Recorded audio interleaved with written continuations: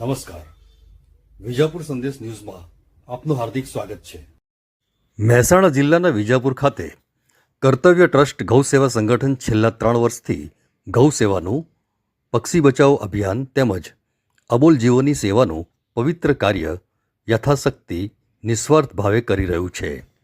આ સેવાભાવથી પ્રેરિત થઈ ગૌ સેવકો જીવદયા પ્રેમીઓને ઈજા કે અકસ્માત થયેલ ગૌમાતા કે અન્ય અબોલ જીવોના રેસ્ક્યુમાં પડતી મુશ્કેલી કે અડચણ દૂર થાય તે હેતુથી દાતાશ્રી તરફથી કોઈપણ સન્માન કે પ્રતિષ્ઠાના મોહ વગર જીવદયા એ જ મહાદાન વિચારને સાર્થક કરતા વિજાપુર તાલુકાના વતની અને અમદાવાદ ખાતે શ્રેયસ ડેન્ટલ ક્લિનિકના ખૂબ જ સરળ અને સહજ સેવાભાવી વ્યક્તિત્વ ધરાવતા ડૉક્ટર કિરણભાઈ પટેલ દ્વારા તેમના દાદીશ્રી લક્ષ્મીબેન બેચરભાઈ પટેલના નામે નવીન એનિમલ એમ્બ્યુલન્સ કર્તવ્ય ટ્રસ્ટને ભેટ આપવામાં આવી હતી.